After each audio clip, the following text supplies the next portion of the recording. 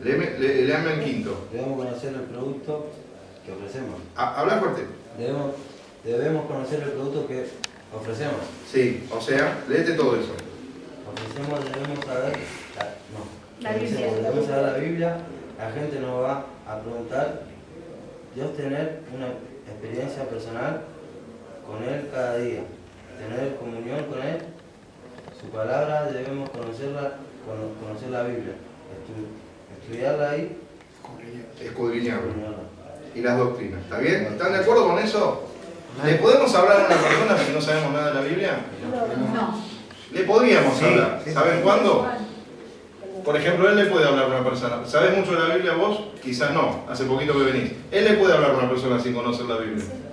Porque desde el momento que aceptó a Cristo está capacitado. Entonces Dios le va a poner la persona delante, no le va a poner una persona que necesita que le expliquen media Biblia. No. A él le va a poner por ahora delante personas que a lo mejor él con una sola palabra le dice, sabés que fui a una iglesia y Dios me rescató y ahora estoy mejor, venite. Él puede predicar casi sin Biblia, como lo hicimos nosotros cuando empezamos en el camino de Dios. Cuando yo me subí a ese taxi siendo arquitecto, porque me tocó trabajar de taxista, no tenía trabajo y me ofrece Dios, me pone delante un trabajo de taxista en Capital. Y yo dije, ¿no tenías otra cosa mejor? Bueno, pero es lo que me tocó hacer. Sí. A los 5 días le estaba hablando a la gente de Cristo. Yo hacía 5 días que iba a la iglesia y hacía 5 días me iba a suicidar. No sabía nada de la Biblia. En esas circunstancias Dios no me ponía personas que necesiten que le enseñe 28 versículos, porque yo no lo sabía. Ahora, cuando ya hace 10 años que venís a la iglesia, o 6 meses, tenés que conocer la Biblia. Primeramente, ¿no? hablar Porque por lo que Dios hizo en tu vida. Claro, pero además Dios te va a poner personas. Cuando ya venís a la iglesia hace un tiempo, Dios te va a poner personas a las cuales vos les tenés que hablar con cierto conocimiento bíblico. ¿Por qué? Porque esas personas que Dios te pone delante te van a hacer preguntas, sobre todo por eso. Posiblemente a él no le pregunten, Dios no va a permitir que él sea avergonzado. Entonces a él no le van a preguntar muchas cosas de la Biblia, porque Dios sabe que estás arrancando, ¿entendés? Entonces no te va a someter a eso, Dios. Pero a nosotros nos puede someter y está bien que nos someta. ¿Por qué? Porque yo hace 27 años que vengo a la iglesia, entonces no me puedo descuidar y una persona me dice, che, ¿existe la reencarnación o no existe? Uy, ¿sabés que no sé? No. Espera, le voy y le pregunto al pastor y la semana que viene te digo. Lo puedo hacer, hay cosas que no es que tenemos que saber todo, pero digamos, tenemos que conocer lo básico por lo menos. Si no, ¿qué le vamos a predicar? Es una mentira del diablo. Es una mentira del Bueno, diablo. está bien, es una manera. Pero Es un escape. pero tenés que saber, la persona te va a preguntar, ¿y quién lo dice? Y vos le vas a tener que decir el versículo, o por lo menos que en la Biblia dice que no hay reencarnación. Y hay un versículo para eso. Sí. ¿Sabíamos? Está todo. ¿Cuál? Que dice, porque está determinado para el hombre que hay una sola vida, una sola muerte y después el juicio. Ese es el versículo que te permite decir, flaco, reencarnación no existe. No. Para Dios no existe reencarnación. No hay otra posibilidad de que pidas perdón en otra vida. Si no lo pedís en esta, son ángeles. ¿Y después del juicio? ¿Qué hay después del juicio? Después del juicio, ya está determinado. A ver, de un juicio, ¿cómo podés salir? ¿Culpable o inocente? O inocente. Bueno, es lo mismo. Después de un juicio, vos vas a la cárcel o salís. Ah, los dos caminos. Entonces, o te vas al cielo o te vas al infierno. Al lado No hay, del fuego. no hay grises. Purgatorio no existe. Lago Según del la fuego. Biblia no hay purgatorio. Esa palabra ni siquiera está en la Biblia. Al lago del fuego. Es un invento humano. Bueno, sexto, debemos ser transparentes. ¿Está bien? ¿Es así? Ser uno mismo. Sí, correcto. Debemos ser reservados. Si una persona te cuenta algo muy íntimo y a los 3 días se entera que toda la iglesia se enteró de la confesión o del comentario que él te hizo, posiblemente no venga más a la iglesia o posiblemente no crea más en nada. Porque va a decir, el único en el que más o menos intenté confiar, que me decía que era creyente, que era un hijo de Dios, me habla de Dios, le cuento mi vida, algo que no sabe ni siquiera mi mujer ni mis hijos, y el tipo lo desparramó por media Argentina. ¿Está bien? Entonces debemos ser reservados. Si la persona te escucha criticar, en el medio de la prédica, vos estabas en la cola del banco, y antes de predicar a la persona te escuchó criticar a Macri, a Cristina, al gobierno, a Bush, y después sale la conversación y dice, ¿sabés que Cristo te ama? Olvídate. Esa alma, si se salva es por misericordia de Dios, pero no es porque tu predicación estuvo correctamente dada. Porque va a decir, este criticón es un hijo de Dios. ¿Se dan cuenta que no engancha Mucho cristiano. Porque la gente no entiende mucho de la Biblia, pero si hay algo que entiende es que si vos venís a la iglesia tenés que estar cambiado. Exacto. Dice, pero como ese va a la iglesia y sigue diciendo malas palabras, la gente no entiende de la Biblia, pero no ve un cambio de vida y se da cuenta que es todo mentira esa persona. Esto es así, es sentido común que nos da. Bueno, debemos ser reservados, no criticar a nadie, sino la persona creerá que somos unos chantas, ¿sí?, chismosos o falsos, y no se abrirá para contarnos su problema, ni para escucharnos, o si ya se abrió y nos contó el problema, después no va a creer nunca más en nosotros. 8. Debemos conocer un poco las diferentes personalidades con las que nos vamos a encontrar. Ahí entra lo que decía Gabriel del público. Acá sí entra las diferencias de las personas que van a escuchar. Primero hablábamos las diferencias de los posibles vendedores que van a vender, o en este caso los posibles evangelizadores que van a evangelizar. Hay diferencias entre ellos y de acuerdo a eso la persona se abrirá más o menos. Pero también hay diferencias entre las personas a las que nosotros les vamos a hablar. Y nosotros tenemos que conocer mínimamente esas características de las personas porque no a todos se les puede hablar igual.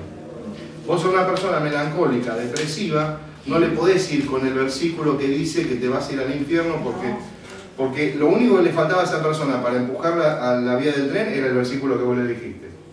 Acuérdense que con la Biblia nosotros podemos amar, ayudar, salvar o condenar. Si la Biblia te la predica el diablo y viene, te susurra al oído, te asesina. Entonces no es solo la palabra, sino cómo la decís, con qué espíritu la decís. Eso es lo importante.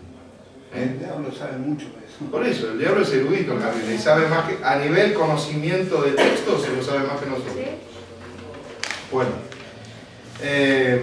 entonces, tipificar los candidatos puse yo acá. Candidatos, por ahí no es la mejor palabra, pero las personas a las que les podemos predicar serían candidatos a ser evangelizados, para decirlo de esa manera.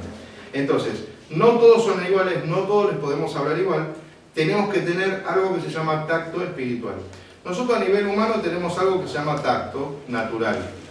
Si vos vas a un velorio, no te vas a poner a contar chistes, por lo menos delante del... Viste que a veces pasa, están afuera, pero delante del cadáver vas a mantener una cierta postura porque tenés que tener un tacto. Ahora, eso es tacto humano, ¿sí? Sentido común, digamos. Pero está lo que llamamos tacto espiritual.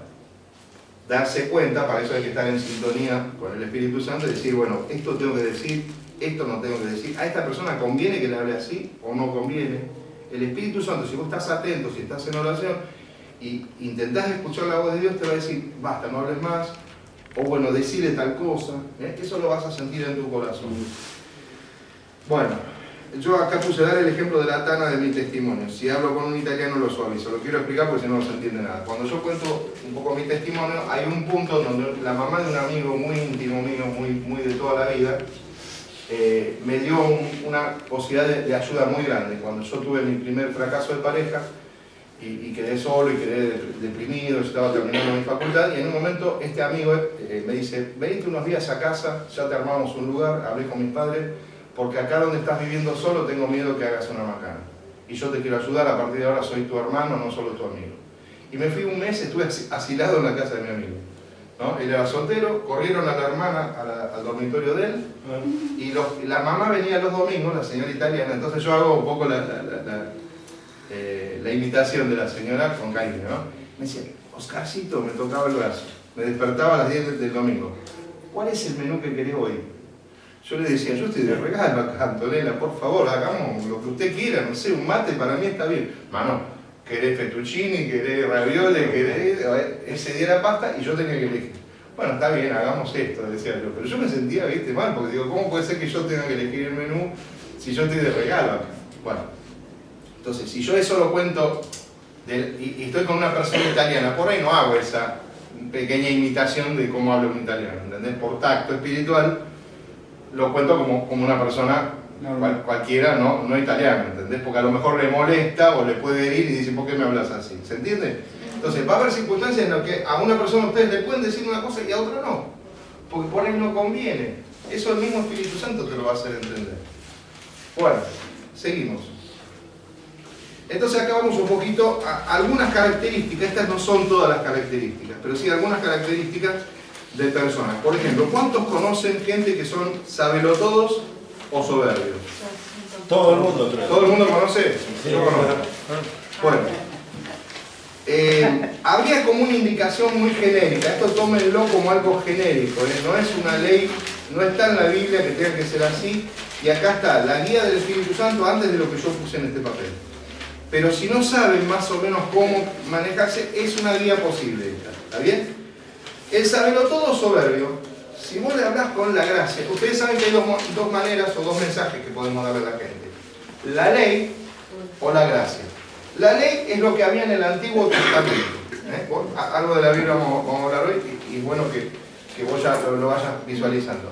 El Antiguo Testamento era más que nada una ley que había que seguir, y si vos seguías esa ley estabas en agrado delante de Dios. La realidad es que Dios ya lo sabía, el ser humano no, de que era prácticamente imposible seguir humanamente ese reglamento. Porque el reglamento te decía no robar, no mentir, no matar, no mirar a la mujer de tu prójimo, no desearla.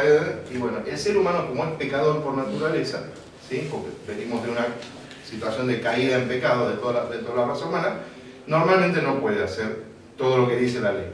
Entonces había un salvoconducto que era pedirle perdón a Dios, hacer algún sacrificio de animales, como sean corderos, y mediante ese sacrificio, que era un poco cruel, pero bueno, era la única manera posible en ese momento, el corderito tomaba tu pecado y vos quedabas limpio. La idea de Dios, a pesar de que eso era cruel, era que después de haber visto morir ese corderito, la persona no tenga más ganas de pecar. ¿Se entiende? Para cómo el corderito era de él, de la persona, y lo tenía que llevar de Belén a Jerusalén, caminando con el corderito en la mano, y el corderito se llamaba, y el nombre que el tipo le había puesto. Por ejemplo, si vos tenés un perrito, lo llamás Bobby. Entonces el corderito, que no sé cómo se llamaría, tenía nombre, o por lo menos tenía algún cariño con el que lo llevaba, y él sabía que por culpa de su pecado, ese bichito inocente iba a tener que morir. Yo creo que si la persona realmente iba con un corazón dispuesto, cuando llegaba y veía que el sacerdote le clavaba el cuchillo, tenía que decir, listo, no peco más. ¿Qué hicieron ellos? Lo tomaron como un ritual. Bueno, los próximos 10 pecados que cometan no hay problema, matamos otro corderito y ya está. Se hicieron insensibles a la situación, ¿entiendes? No era lo que Dios quería. Dios quería que una vez que vieran un solo sacrificio ya dijeran, basta, me aborrece el pecado, no lo quiero cometer más. Como esos sacrificios eran imperfectos y había que repetirlos y repetirlos y repetirlos porque continuamente la persona caía y se ensuciaba el pecado, tuvo Dios que mandar al Cordero perfecto, que es Jesucristo. ¿Sí? Cuando Él viene y muere en una cruz, ya no hay más necesidad de seguir el ritual del Antiguo Testamento, donde cada vez que pecabas tenías que sacrificar un ser inocente por tu culpa. Ahora, ¿quién es el ser inocente que murió por nuestra culpa? Jesucristo. Entonces, Él es el Cordero de Dios, esto lo escuchábamos aún en nuestras misas de chicos, que quita el pecado del mundo. Es como que representa a todos esos corderos que murieron, pero en vez de ser continuos sacrificios, el de Él fue uno solo, perfecto y para siempre.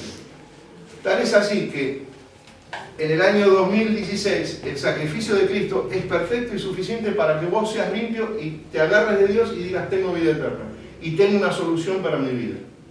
Y si dentro de 50 años, si Cristo no vino antes, las personas siguen pecando, ese mismo sacrificio de Cristo sigue siendo perfecto para esas personas del año 2050. ¿Se entiende? Es como que quedó sellado para toda la humanidad y para siempre. ¿Tá? Y cuando la sangre de Cristo te limpia por arrepentimiento genuino de tu corazón, te limpia y tu pecado es borrado, y el diablo, que es el acusador, no tiene más acceso a poder ponerte problemas, ni situaciones, ni vicios, ni nada. No te puede poner nada porque vos ya fuiste comprado, fuiste rescatado del reino de la oscuridad y puesto en un reino de luz. ¿Entiendes? Bueno, entonces, me fui un poco por las ramas, pero por ahí tenía que ver. Entonces, ¿por qué era el tema? Porque vos podés explicar a la gente con la ley o con la gracia. ¿Está bien? Hay gente a la que le gusta que le prediquen con un reglamento. Porque es gente más dura, más insensible. Entonces, si vos no le pones un reglamento, parece que no tiene de dónde agarrarse. Entonces, a un soberbio, si vos le decís, ¿sabes qué pasa? Que la misericordia de Dios, capaz que se te mata de risa. Esta es la realidad. Porque es tan duro que te toma como tonto. Eso no nos tendría que importar, pero a lo mejor no es la mejor manera. Entonces, puede ser que haya que predicarle con la ley a un soberbio. Pero si tenés un indeciso, tímido o temeroso, una persona media como que no sabe bien dónde está parando en la vida, ¿le predicarías con la ley? Diciéndole, dice Dios que aquel que peca se va al infierno. Está en la Biblia, está en la Biblia. Pero no es como que te da más ternura y decir, bueno, voy a hablarle con el amor para ver si lo puedo levantar a esta persona. A ver si lo puedo empoderar un poquito, porque está muy caído, está temeroso, está con un dolor, está tímido. ¿Sí? ¿Se entiende más o menos? Entonces, a lo mejor la manera más práctica es predicarle con la gracia a esta persona. La gracia está emparentada con el Nuevo Testamento, que es desde Cristo para acá. A un inconstante, ¿no? Que un día está arriba y otro día se cae, ¿cómo le predicarían? ¿Con la gracia o con la ley? No miren el librito. Gracias. Con la gracia. ¿Qué es la gracia? ¿Cómo de gracia? ¿De corazón? No, eso es... No, la gracia es... el significado sería un regalo. Lo que hizo Cristo, a ver, en el Antiguo Testamento vos tenías que hacer obras humanas para agradar a Dios. Te tenías que portar bien, tenías que esto. Era como seguir un reglamento y estar así a la expectativa de dónde iba a caer el rayo de castigo. Como Dios sabía que eso no lo podía cumplir el ser humano, Cristo vino a cumplir la ley. Él dijo, bueno, como ustedes no pueden cumplir con todo este reglamento, yo vengo, pago con mi vida, cumplo yo toda la ley, y ustedes en vez de tener que portarse bien para recibir perdón, por amor a mí, por agradecimiento, por arrepentimiento, me van a aceptar a mí, dice Cristo. El Espíritu Santo entra en tu corazón, que antes no, antes vivía fuera tuyo, pero cuando aceptas a Cristo, viene a tu corazón y desde adentro te da la posibilidad de cumplir igual con la ley, pero ya no como un reglamento, sino como algo natural. Decís, lo sentís, decís, yo le quiero agradar a Dios. Y adentro tuyo tenés el poder para poder agradarle a Dios y no caer en pecado. ¿Se entiende? No vas a estar con la ley acá todo el tiempo mirando, ¿qué está bien? ¿Qué está mal? Esto hice mal, esto hice bien. Sino que en tu corazón dice que Dios escribe las leyes de Él, en las tablas de tu corazón. Entonces antes de hacer una macana, ya es como que el Espíritu Santo dice, no lo hagas. Y ya no lo haces. ¿Entendés? Es más automático, es como un piloto automático. Sentís el dolor.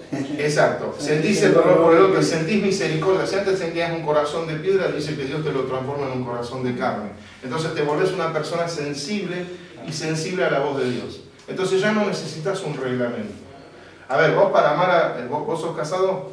No. Bueno, pero para amar a tus afectos, a los parientes, a tus papás, a tus amigos, ¿necesitas un reglamento? ¿Hay algo que te dice... escrito que dice tenés que portarte así, tratarlo bien? ¿Por qué lo haces? No, Por cariño, ¿no es cierto? Por cariño, por agradecimiento, por afecto. Bueno, con Dios es lo mismo. Casi que lo haces como naturalmente. Ya no pecás porque no querés, porque no tenés necesidad de pecar y no lo querés hacer, porque querés agradarle a Dios. ¿Entendés? Querés que Dios mire tu vida y diga, este es un buen hijo. Que Dios te apruebe, que Dios te felicite. Necesitas la caricia de papá y la recibís. Eso sería vivir por la gracia, que es un regalo, es todo lo que viene desde la muerte de Cristo para acá, es todo lo que Dios te da junto con su muerte y con su resurrección, porque no olvidemos que Cristo no quedó muerto, quedó en una tumba 3 días, pero después se levantó.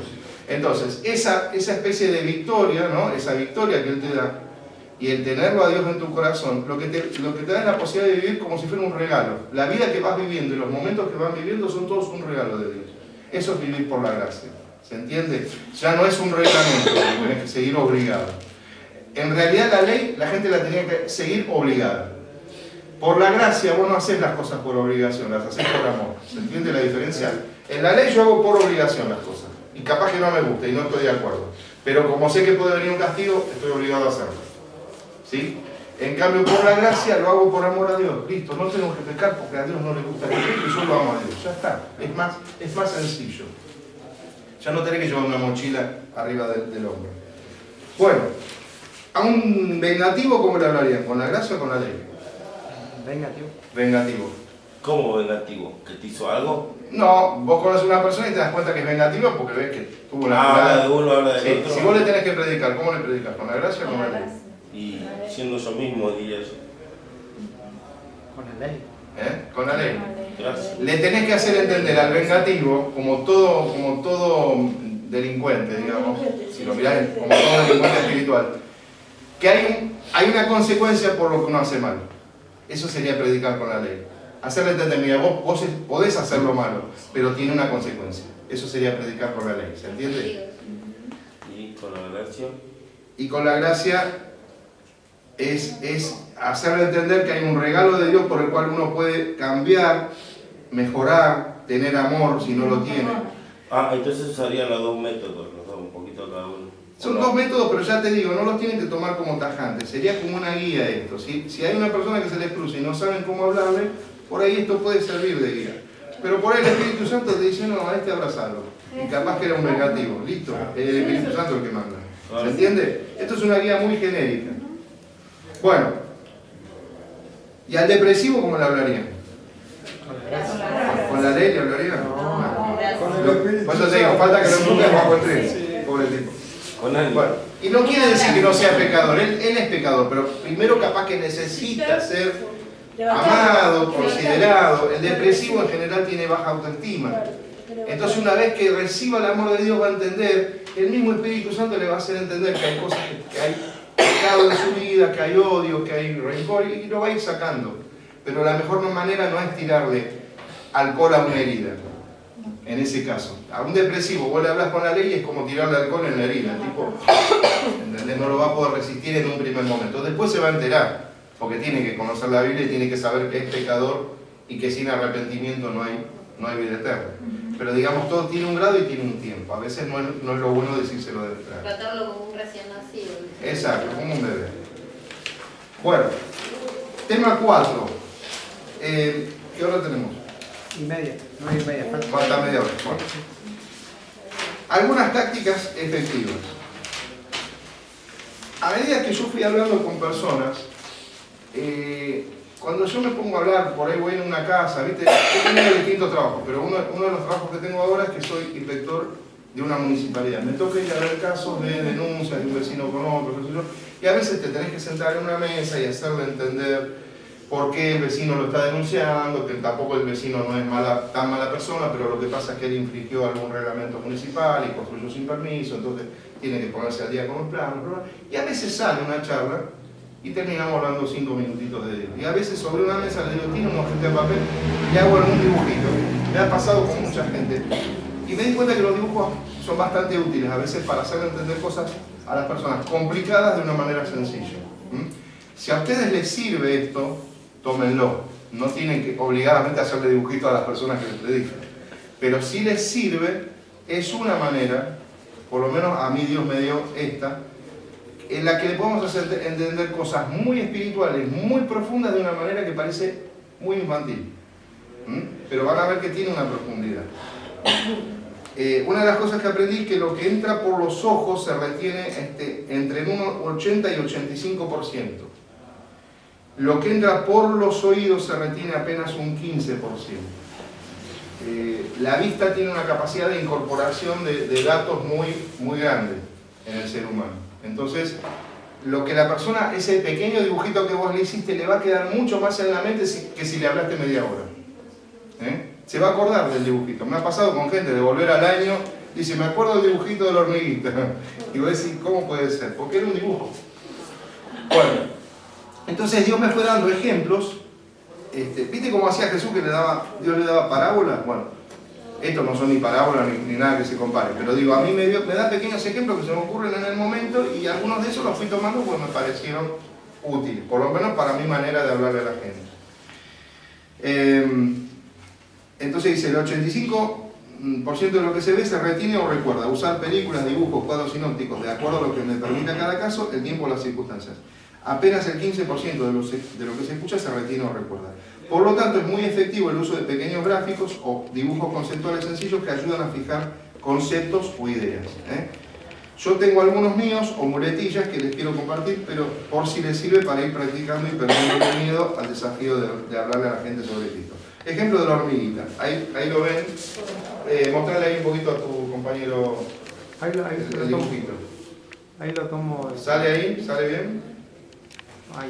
Bueno, Sí, se los explico, es muy sencillo. Hay un montón de hormiguitas que están cayendo en un precipicio, en forma casi continua. Y como ven abajo, miren cómo están ahí pobres destrozadas, no sé si lastimadas o muertas, van quedando las hormiguitas apiladas abajo. Algunas están cayendo, ¿eh?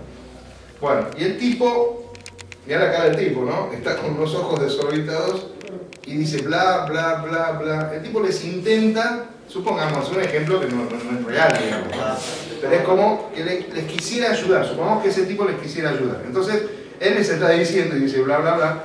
Hormiguitas, ese no es el camino correcto, se están lastimando, vengan para el otro lado. Pero pasan los minutos y por más esfuerzo que el hombre haga, las pobres hormiguitas siguen cayendo. Y cayendo sin entender lo que el hombre les dice, ¿sí? Imaginen la desesperación y la impotencia de este hombre al darse cuenta que ellas nunca lo van a poder escuchar y menos entender. Bueno, pasamos al segundo. Ahí está un hormigón, ya no está más el hombre. Hay una hormiga grande y un montón de hormigas. Y el tipo les habla en otro idioma, ¿se ve en el dibujito? ¿Sí? Bueno, y acá dice, esto es muy, a ver, es muy fantasioso el ejemplo, pero sirve para poder explicar, ¿está? Tómenlo de esa manera. Si existiera un mecanismo mágico instantáneo, como por ejemplo tenía el Chapulín Colorado, de tomar una pastilla de chiquitolina y hacerse bien chiquitito, y supongamos que al mismo tiempo le haga a ese hombre hacerse chiquitito, hacerse hormiga y aprender a hablar en idioma de hormiga. Entonces él seguiría diciendo el mismo mensaje: hormiguitas, ese no es el camino correcto, se están lastimando, vengan para el otro lado. El mensaje es el mismo, pero ahora ellas sí tendrían una verdadera oportunidad de salvarse, ya que comprenderían que ese camino las lleva a la destrucción. Yo acá abajo hago una pausa y digo, ¿acaso eso no es lo mismo que Jesús hizo con los seres humanos? Viniendo a esta tierra como uno más de nosotros, pobres hormiguitas sin rumbo, y nos hizo ver cuál es el camino correcto para no caer en la destrucción de nuestras almas y de nuestras vidas. Dios, Padre, Hijo, Espíritu Santo, siempre estuvieron allá en el cielo, en su trono, eternamente, desde siempre. Pero en alguna especie de consejo que ellos tuvieron entre los tres, no sé si habrán tirado una pirinola, o cómo será, tengo una imaginación frondosa, perdónenme, pero de alguna manera han dicho, uno de nosotros tiene que ir a la tierra. Le tocó al Hijo, que es Jesús. Y Él nació de manera humana, aunque Él siempre existió, pero tuvo que nacer como un ser humano en la panza de una mujer, engendrado por el Espíritu Santo, no por hombre alguno, ¿sí? No fue por contacto de mujer con hombre. Y a los 9 meses de la Virgen María, de la mujer que era llamada María, nació ese ser Jesús. Vivió 33 años en esta tierra, hasta los 30 años trabajó, o sea, vivió como cualquiera de nosotros, ¿sí? Fue niño, jugaba, había sus travesuras de niño. La Biblia dice que en un momento a los 12 años lo llevaron hasta otra ciudad y estaba en el templo hablando con los grandes eruditos de la época, hablando de las cosas de Dios. Y él fue creciendo y era carpintero. El oficio de él era carpintero. Quiere decir que él vivió como un ser humano más. Tenía frío, tenía calor, le habrá dolido alguna vez el estómago o la cabeza. No bajó con su divinidad a esta tierra para salvarse de las inclemencias que nosotros tenemos que pasar, sino que dijo, voy y me banco todo lo mismo que ellos. Era como una prueba piloto que él tenía que hacer.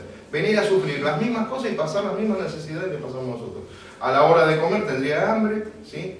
Haría sus necesidades biológicas como nosotros, no era un marciano. Ahora, la única cosa que lo diferenció a Jesús de nosotros es que nunca pecó.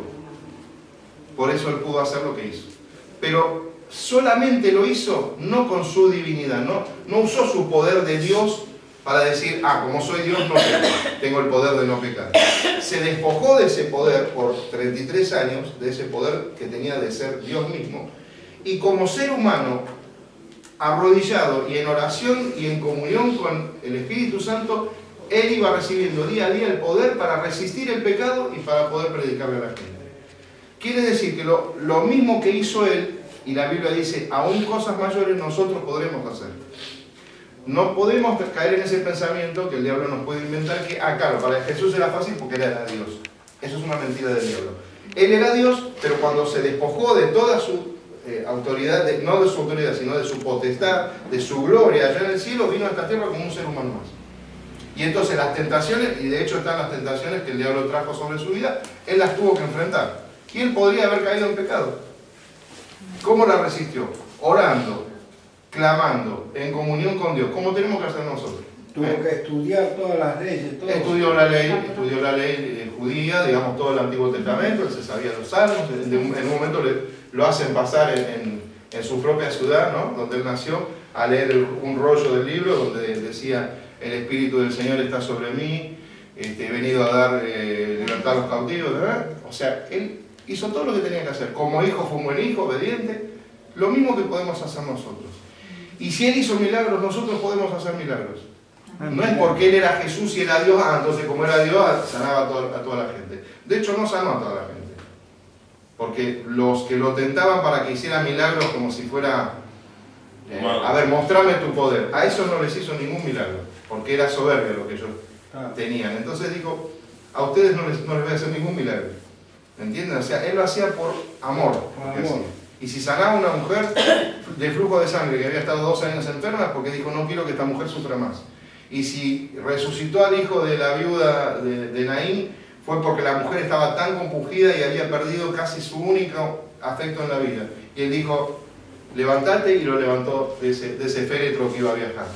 ¿Pero por qué lo hacía? Porque él se identificó con el dolor humano, no por otra cosa. Él no lo hacía para mostrar qué poderoso que era. Esa no existía esa soberbia en Jesús, nunca la hubo. Bueno, ¿se entiende más o menos?